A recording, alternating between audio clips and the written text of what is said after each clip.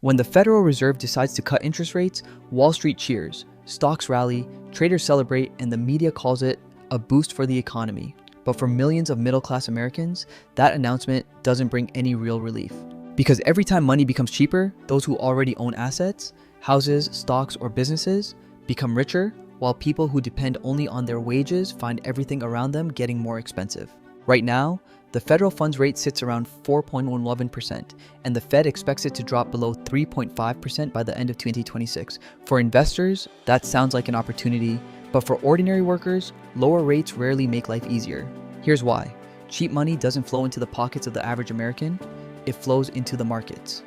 When borrowing costs fall, large corporations, hedge funds, and investment firms borrow billions at record low interest rates. And they don't use that money to build factories or hire more workers. They use it to buy assets, stocks, bonds, and real estate.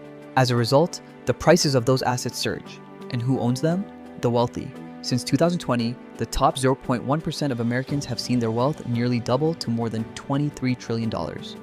Most of that growth came from stocks and other financial investments. Meanwhile, middle-class families, who hold most of their money in savings accounts, have watched interest on their deposits fall close to zero, even as housing prices, rent, groceries, and healthcare keep climbing. They're losing purchasing power every single day, while the wealthy are watching their portfolios explode in value. Cutting interest rates is supposed to help businesses borrow and invest, creating more jobs and growth. But in reality, cheap credit inflates asset prices much faster than it boosts wages. Think about this. Today, an average American household needs a six-figure income just to afford a modest home. The median household, however, earns only about $70,000 a year. That means, for many younger Americans, homeownership, once a symbol of success, has become a distant dream. Meanwhile, those who already own property have seen their home values skyrocket simply because the Fed keeps injecting liquidity into the system.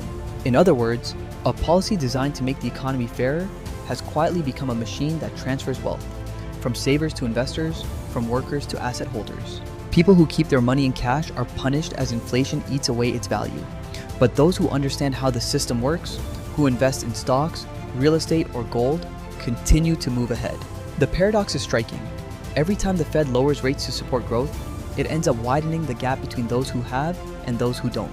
And when we add external pressures like rising trade tensions between the United States and China, things only get worse. Higher tariffs mean higher import costs, prices on consumer goods, from electronics to cars to food, all rise, but wages don't rise at the same pace. That leaves the middle class squeezed between two forces. On one side, asset prices climbing faster than they can save, and on the other, living costs that keep rising month after month.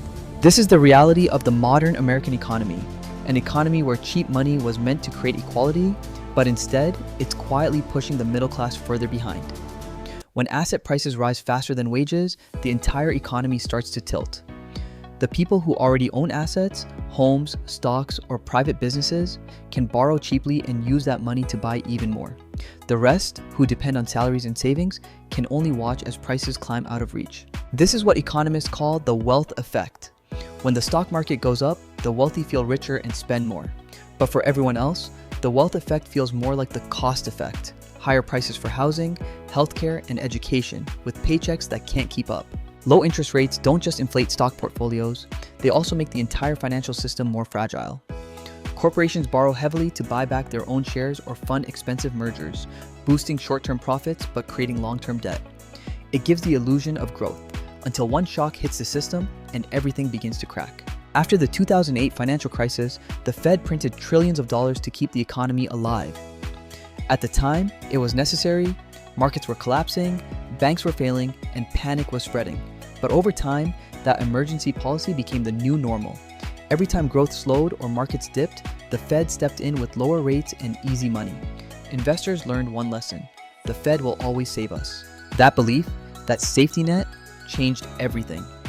It made risk cheap, speculation easy, and debt feel harmless. But it also hollowed out the meaning of value.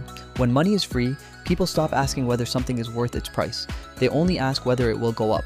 And just as the Fed was cutting rates, another pressure began to build. Trade tensions between the United States and China.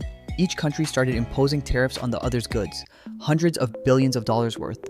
Since the US imports far more than it exports, Americans ended up paying the price. Higher tariffs mean higher import costs. Companies pass those costs to consumers, and everyday essentials, electronics, clothing, food, even cars, become more expensive. Meanwhile, wages stay flat. Now imagine these two forces colliding. Easy money pushes up the price of assets. Trade tensions push up the price of goods. Together, they trap the middle class in a vice. One side squeezes their ability to invest, the other squeezes their ability to spend. If this continues, the US could face a dangerous cycle, a mix of weak growth, rising prices, and falling consumer confidence. Economists call it stagflation, and the Fed is caught in a dilemma. If it keeps cutting rates, it risks fueling another asset bubble. If it raises them, it risks choking growth and triggering a recession. For everyday Americans, either path feels the same. Housing is expensive, groceries are expensive, education and healthcare cost more each year, but paychecks don't stretch as far as they used to. So people borrow. They use credit cards, car loans, and personal loans to fill the gap.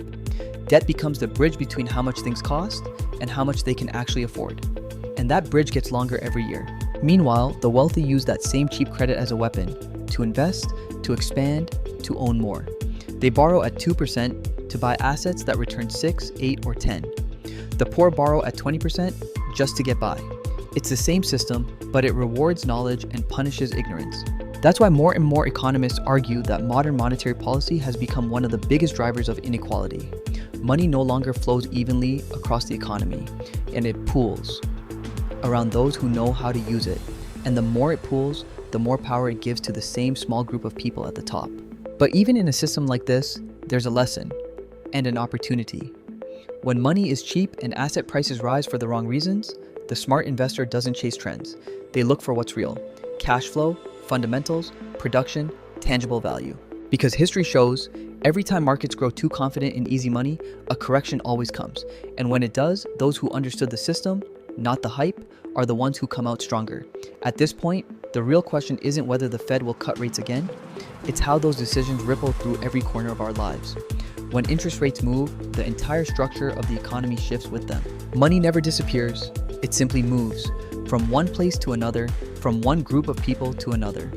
And the people who understand that flow are always one step ahead. For investors, a rate cut isn't just a headline, it's a signal. Every time money becomes cheaper, asset prices surge. But those rallies rarely last forever. When bubbles form, it only takes a single shock, a trade war, an oil spike, or a geopolitical conflict to shake the whole system. That's why the smartest investors don't chase price, they chase value. Real value isn't measured by flashing numbers on a trading screen, and it's built on companies that generate real cash flow, produce real goods, and create long-term stability. It's found in patience, discipline, and emotional control, the kind of qualities that don't show up in stock charts but decide who survives every cycle. For everyday people, the principle is the same. You can't control the Fed or the stock market or global trade, but you can control how you use your money. When rates are low, don't let your savings sit idle. Learn about simple, long-term investments, index funds, bonds, or even gold. Own assets that hold their value instead of letting inflation quietly eat away at your cash. For countries, the lesson cuts even deeper. Nations that rely too heavily on cheap credit or foreign trade eventually lose control of their own stability. Only those that build real production, innovation, and self-reliance can withstand the storms of global finance.